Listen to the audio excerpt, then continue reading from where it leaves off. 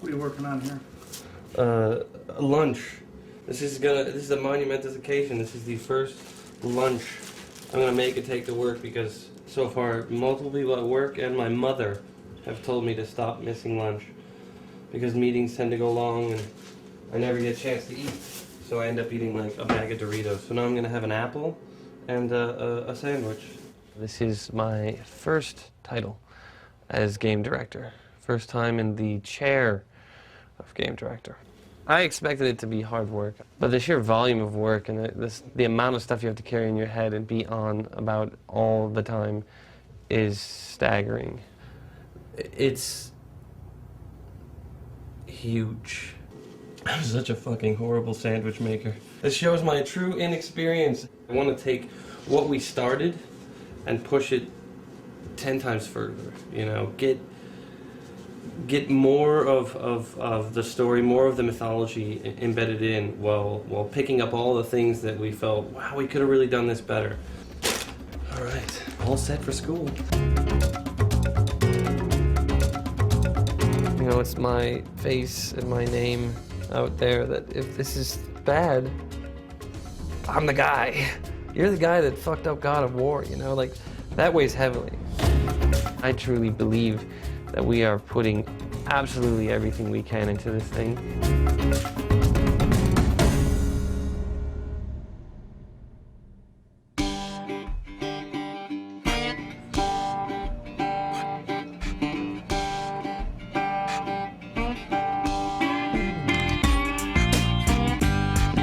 First, I want to apologize for my voice. It's a little rough. I was in Phoenix yesterday watching a football game, so it'll be cracking on and off. Go Rams.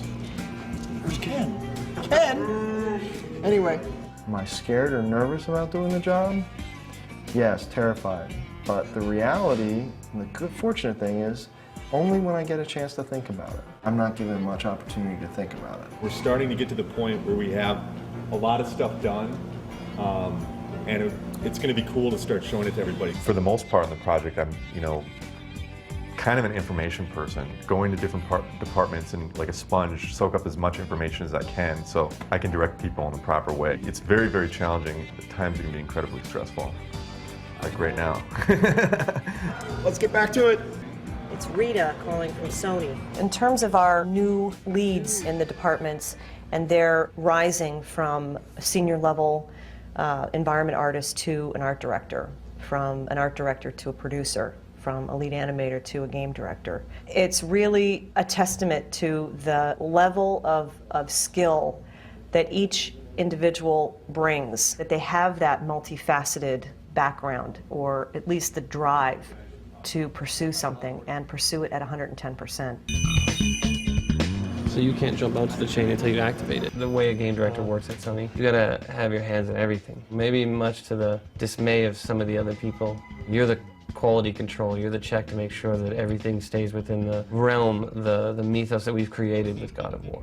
I'm in meetings right from when I get in, probably till about 7 or 8, sometimes later than that at night, and then I actually have other work that I have to get done, instead of just sitting around talking like a gas bag. So it sounds like I'm bitching about it, but you know what? It's not, I'm totally into it, I love it, but it's definitely bigger than I had ever imagined.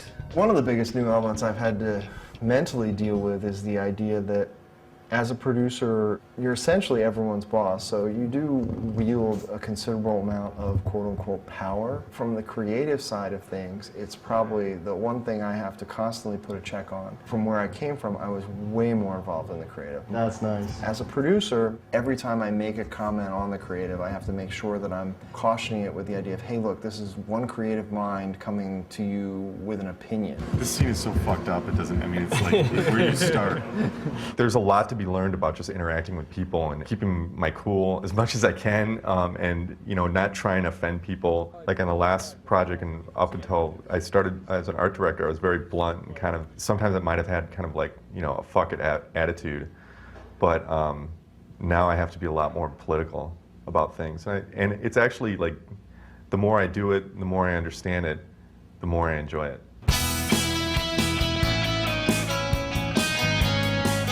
Something that we decided when we originally started the Santa Monica studio was to go for a very open plan office, so that everyone sits in an enormous room. There are very low dividers between different people's desks.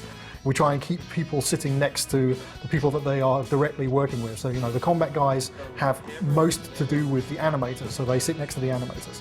Production's sat slap bang in the middle of the floor. They basically can see everyone moving around. Everyone is near to the production department. The programmers are all sitting next to each other, and we sit near to the technical artists because they're people that we spend an enormous amount of time communicating with. So, you know, the entire structure of the studio really aims at fostering easy communication that doesn't rely on email and doesn't rely on chance encounters in the hallway. It's very important that you make people talk to each other, and this seems to be a very good way of doing it. Upon my initial observation, it was like, holy cow, you know, everybody is there, and my desk in particular is right on the kind of the main thoroughfare, like I-5 running down the middle of sunny Santa Monica. So, you know, I hear everybody walk by, I hear everybody's conversations. I prefer it just because, you know, I can give Steve shit, or I can give Todd Pappy shit at my left, or whatever. I mean, for that, it's kind of a nice break than just locking yourself in your office. First coming here, I liked everything about the place except for that aspect of it, is sitting in a big, basically like a gymnasium with a bunch of desks in it, and like you could hear like half of what people are talking about all over the place, and it might be kind of hard to get focused, but it really does bring out that collaborative experience. It's in your face. You see what everybody else is doing, so you end up understanding inherently from working here and walking, you know, to go get a soda or something like that. You get an understanding subliminally of what's going on in the game. When we want to get something in the game as simple as Kratos, the main character, goes up to a giant column in the world and grabs it, and then when the player rapidly presses the circle button, he's going to be able to like pull on it and then successfully pull the column down while the column breaks and shatters. There's enemies on top of it that end up falling and dying. Just that one sequence alone, you have to involve the level guys, because they basically have to create the space in which it takes place in. Those level guys will also be modeling the column. Animation has to wait until that column gets designed. Then effects have to get put on it. Then a designer has to put it in and attach it to the buttons. And then a sound person has to come in and attach the sounds on top of that. If any special code has to get done, meaning a tool needs to get written in order to get this to happen, code has to be notified early on. Almost every single department has their hands on this thing, and this is a thing that could, you know, basically take up a minute of gameplay.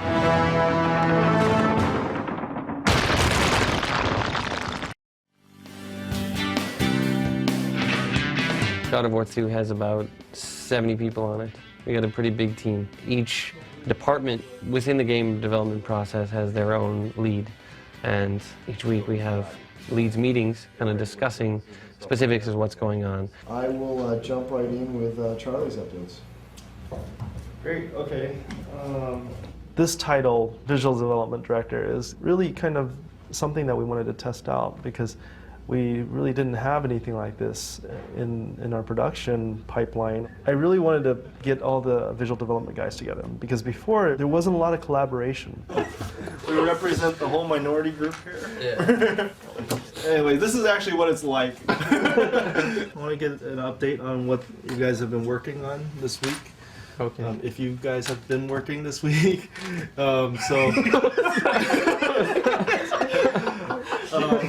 don't we start on this side? Eric, do you want to just kind of run through some of the stuff that you've been working on? All right.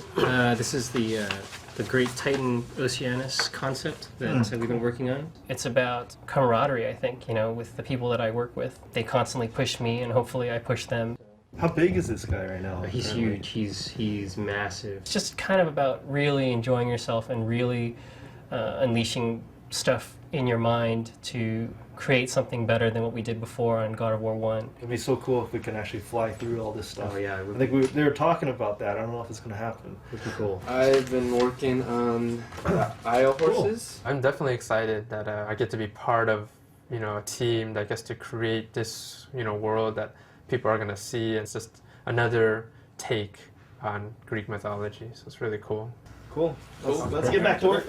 To be able to form a team that we can really feel comfortable to, you know, to say anything, whether it's, you know, critiquing each other's work or just wanting to hang around with each other, that part of it I'm probably most proud of on this time around. We switched gears and we started doing something completely different at the drop of a hat.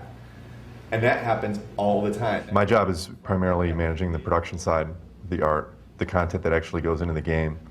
And Charlie works to develop the content that we end up creating on paper first. The art group is comprised a number of different teams. There's the animators, there's cinematic animators, tech artists who basically do everything from create rigs for characters to create scripts to help environment artists model faster. Then we have environment artists, and we have character artists, and we have effects artists. It's going to be tweakable, is what I asked him. Programmers are implementing features and making tools for the artists and the designers, for that matter, to use. We don't write the game for them. We write the tools which they use to make the game themselves. And we've had enormously good results from doing this. We find that the artists are much better positioned to use all this cool stuff than programmers are. And that's great, that's by design, but... My job here entails managing the level design team, making sure they're on task and on track. Level design is a lot about coming up with the puzzles and the layout and the pacing of an area and coming up with the themes and how they integrate with the story. Yeah. A really good puzzle is you come in, you know your objective, but you're not really quite sure how to reach that goal or objective. And it's kind of the process of going through and figuring out and having that aha moment, you know, like, oh, I get it. And then you're able to like go ahead and solve it. And as long as it's not too like hard, not too easy, it's finding that sweet spot. Okay. You can trigger a camera from the lever that would transition, and then when you've successfully completed the lever, it'll be already transitioned, so it won't be like a big cut. All right. The challenge for the designers is we really have to focus on making it fun. I mean, a lot of ideas are good in theory and they sound like they can be really cool, but taking it from a concept and a thought and an idea to actually making it work and playing it are such different things. Our job is to really nail, hey, is this fun? Is it challenging for the player? Everything. I thought you only been focusing on animation. No. Well, yes. Whole experience. I'd say that the sound needs a total rework. Because the sounds of it crashing through, none of it sounds impressive. I want DTS 6.1. The best laid plans, you know, it is exactly the best phrase for it, because it doesn't matter how well we plan something out, it doesn't matter how solid we think something is. When you get in there and you see it in 3 dimensions and you play it, you're like, wow. In my head and on paper, it felt different. We have to fix this, you know, to change this. We'll magnify that by 1,000 because it's every single aspect has the exact same result. Each department, you know, art, animation, characters, visual development, programming, and design, that was pretty sweet. Only the best here at Sony Computer Entertainment America. We hold things together with really important tape.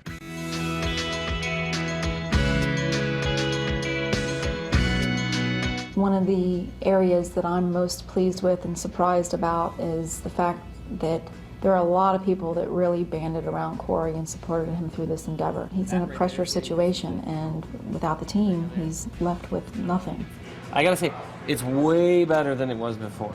But what I would like to think my reputation is, hey, this guy is very passionate and is constantly all about the game. Like, works tirelessly to find solutions in every possible aspect, and whatever is needed, I do to get the job done.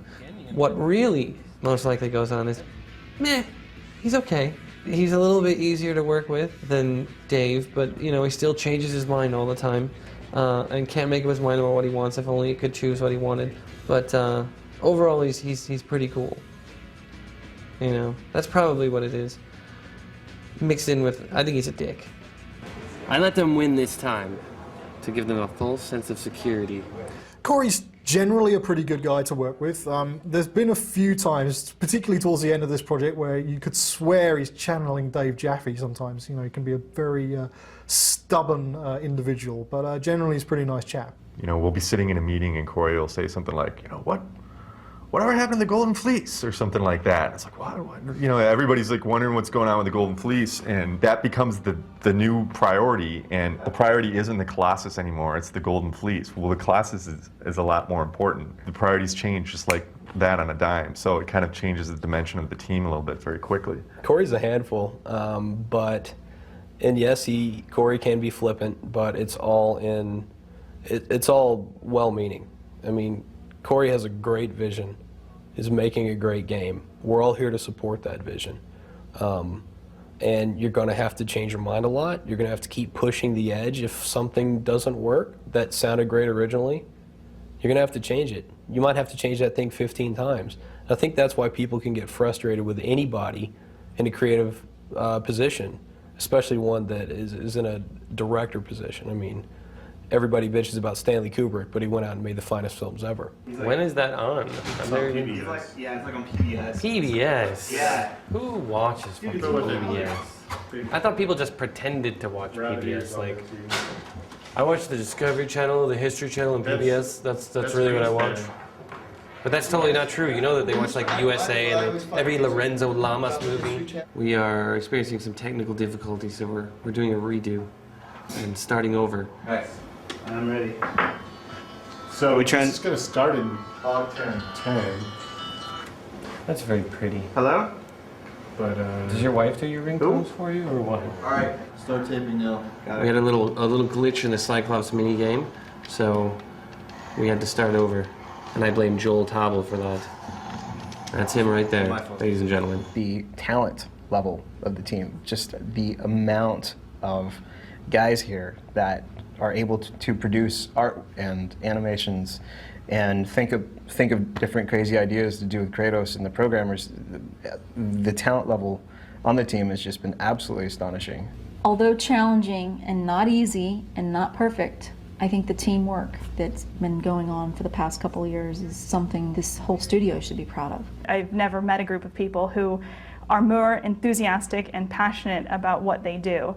Nobody really has an attitude or that's misplaced or anything like that. Everybody has this healthy level competition, and you know, you look over your shoulder to see what somebody else is doing, because maybe you can learn something from them. When you see other environment artists and you go over at lunch or on a break and you check out what they're building and you take off ideas from them and they bounce off ideas with you and everyone's giving feedback. It keeps a little bit of healthy competition going, and at the same time it brings up the quality of the game. This is a team that I think truly inspires each other. You have to be on all the time, and if you're off, people notice and the work suffers.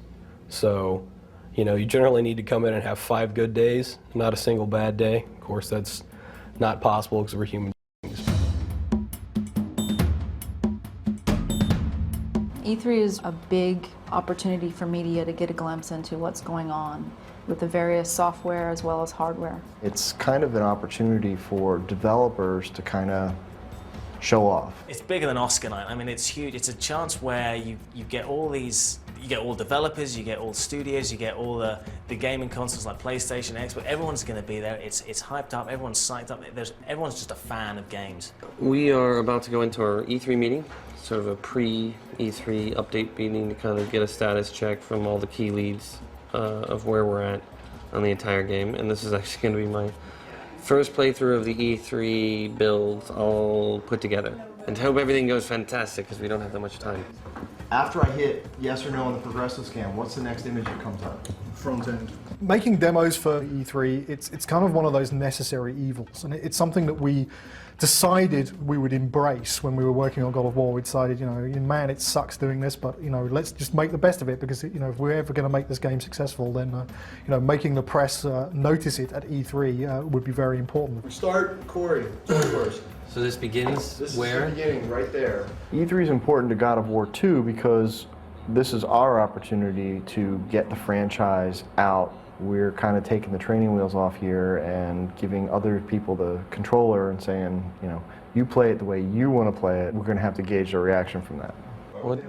Why did that guy just disappear? Is this not working? I didn't do anything. I don't know if this is all the latest stuff, because I'm seeing older animations. That has to get worked out. What about the art on this area? I thought it was... It's done. Yeah. Those little landing pads are missing. Did we like check this stuff before we have a meeting like this?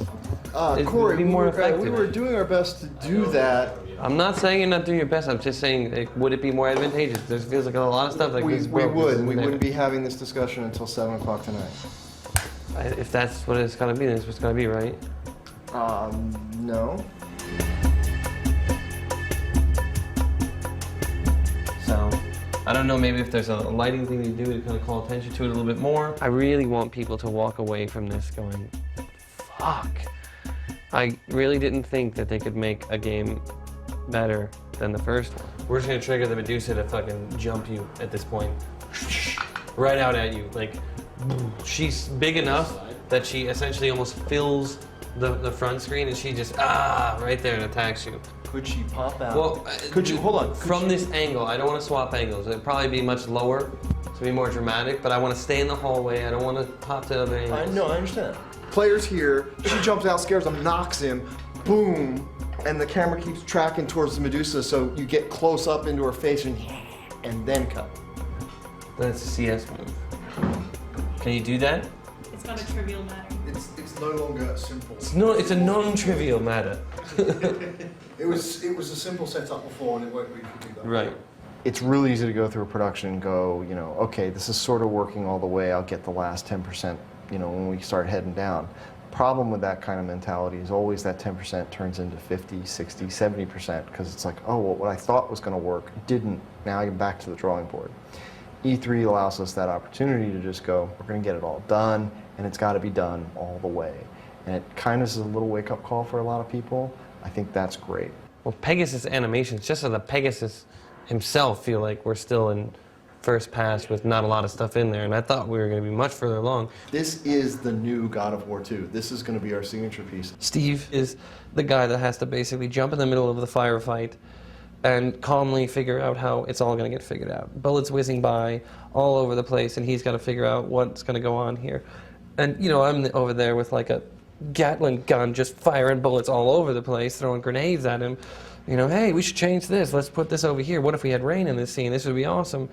Budget's going up in his head, schedule's ballooning out of control, and I'm just, like a kid who's found his dad's gun, firing it all over the place. He's not sitting around waiting for this problem to get solved on his own.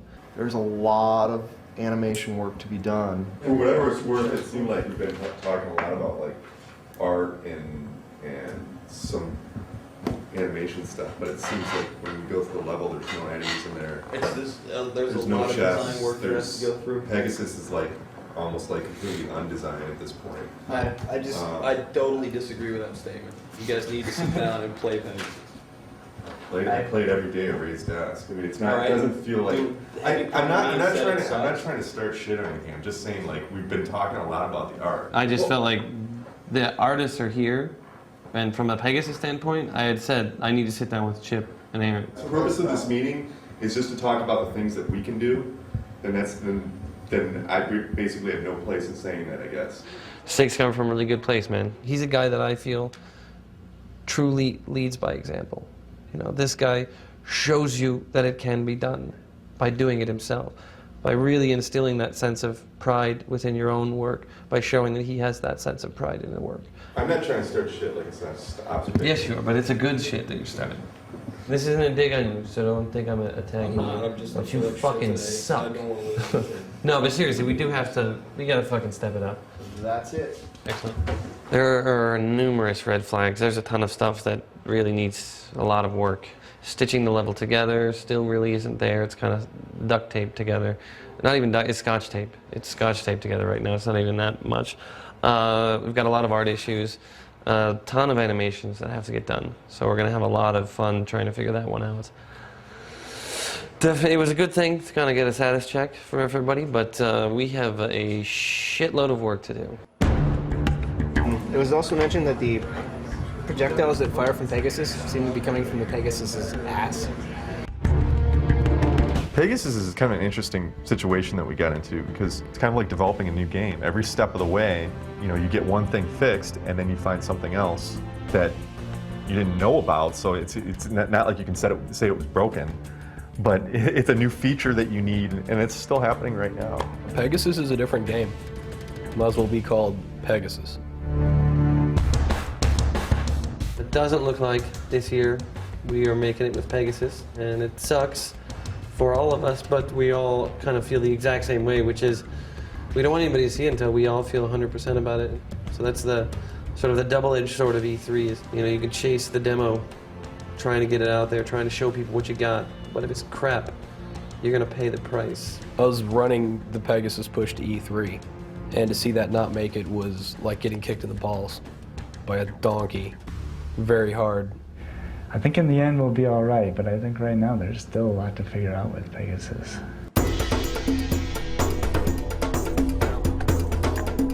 Fix those weapons. Right now you can tell everybody's stressed out, so you don't want to talk to anybody. You just kind of, if you stick around our little biz dev area, you'll be safe. So we're pretty relaxed. Hopefully this will only be seen after the game comes out. So we have to kind of get everything out before everybody builds it. So we've had our share. So now it's their turn.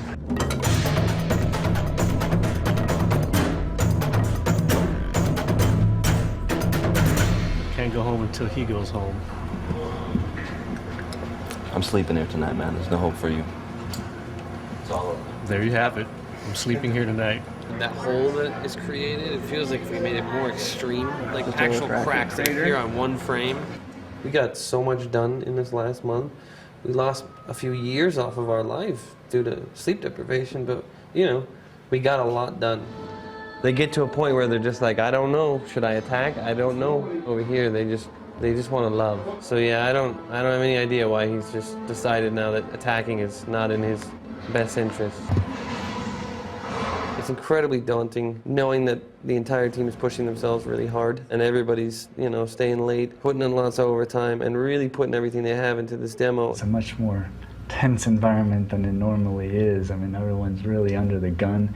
A lot of pressure, a lot of tired people. It's not rocket science, no one dies as a result of doing it, but it's a pretty stressful job nonetheless. Lots of very passionate people working on the project, and that can lead to some arguments and stress. And there's definitely a few evenings you go home and you just want to go and punch something. The stress level gets high enough that I just try to mentally just stop myself from caring and just sort of robotically go about it. And no matter what somebody says to me, it's just like, okay, they don't mean that.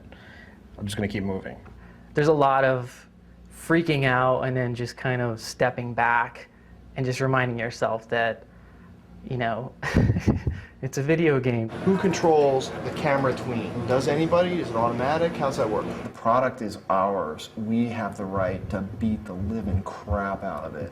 We have the right to be picky and brutal and evaluate it from the, you know, this is shit, this is the worst I've ever seen. I mean, we have the right, we're creating that, we have the right to say that. And I find that if we don't take that approach, or if someone doesn't take that approach, when we release the product, everyone else in the world will. There's a smoothness to where the animation needs to be, and it's not there. It's not about you're not doing your job, it's about the product isn't where it needs to be, what do we need to do to get the product there?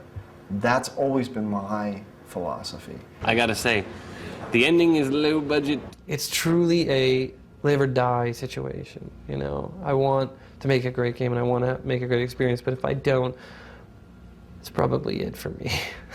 I hope not, but most likely it is.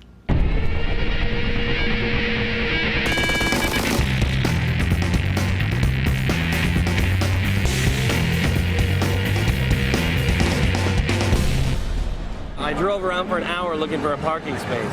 I had forgotten how fantastic E3 is. Fuck that. It's been a long road and we only have a small amount of the game finished.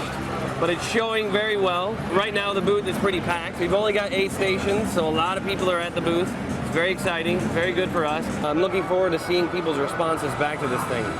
Right now I haven't heard anything, but seeing the crowds is definitely an inspiring thing. But it's cool. It's so surreal, like seeing the game you work on, like on the floor. It's awesome. Fantastic. I like the same gameplay with more intense moves. I like that you can do multiple grabs and that even though the guy is technically dead, you can still beat the crap out of him. As a consumer, I say, why am I going to go drop cash on a 360 or a PS3 when I can get that kind of performance out of my PS2 and a game that looks that great? That's awesome. I was actually kind of bummed out when I heard we were going to do this game on the PlayStation 2. You know, going to E3, I was just like, this is great. We're squeezing juice out of the PS2 that's, you know, looking at the games at E3. 99% of the time when I look at a game, I'm like, our game looks better. The day we ship our Gold Master, that will be the end of the PS2 era for me. And I'm going to be very sad. It's been, without doubt, the most fun console I've ever worked on. It's been a very, very good few years working on this machine. And I really feel like we're giving it a good send-off. I think at E3 to see even with the PS3 booth 15 feet away, we still had lines of people wanting to play the game, and people really enthusiastic and talking about it. That's why we make the games. That's why we suffer, and that's why we enjoy ourselves, is because we want people to have fun playing it and to see people having fun playing it. That's what it's all about. Aaron! What's up, Hans? How you doing, man? Dude, it's the first game I'm really actually proud of. I'm 31 years old and I still can't believe I made games, right? I mean, that's a trip. That really is kind of worth it. But yeah, it's incredibly rewarding to see people that actually are feeling something when they play this game. This is the most excited I've ever been in my life. Dude, I'm totally geeked out. I showed up yesterday, I'm like, whee! All happy. Nuts. This is great. Between hyped up, exhausted, relieved, stressed, I'm all over the map right now. It's been a pretty crazy day. I think the interest in the game is really high right now, and that's awesome. I think it's really encouraging to see, and I hope that we can build and maintain this level of media hype. I think it all speaks well to this game coming out of the door next year and just rocking.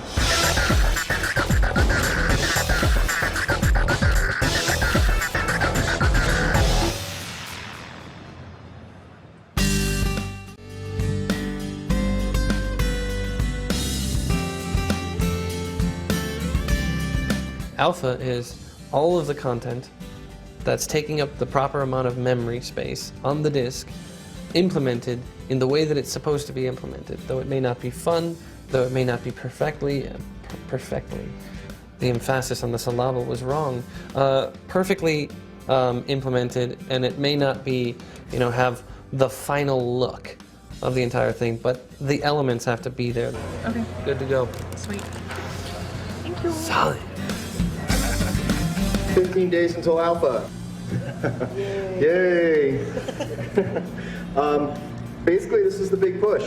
This is it. Basically, we're in the mode right now where there's the final things that we're putting together to put together the game.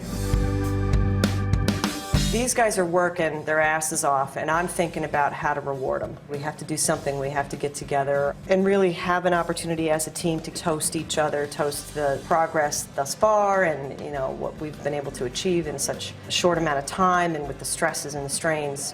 These are the most talented people I've ever been privileged to work alongside, and that's the honest to God's truth. I feel great. We have done a lot. I know that at the Halloween party last year, we still had a lot of work ahead of us and there was a lot of uncertainty. What we've accomplished in this period of time is just amazing.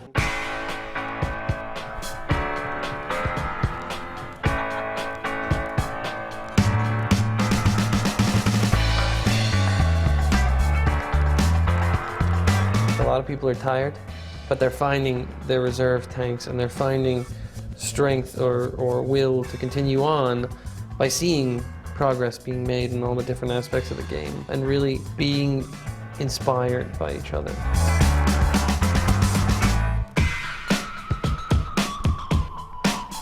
There's definitely a few things in this game. There's been a couple of things I've seen in the last few weeks. It's like, God damn, that's pretty fucking cool. It's going to be pretty good.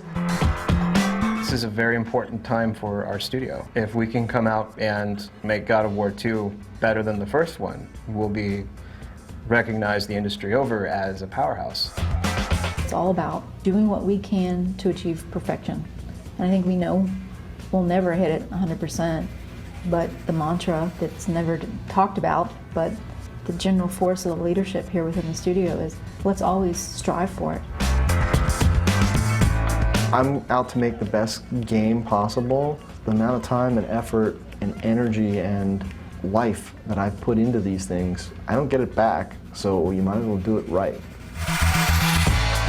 It's really for the fans of this game, and the more people that play it, the better that we feel. That we've really reached out to a lot of people, taken these people on an adventure, told them a story.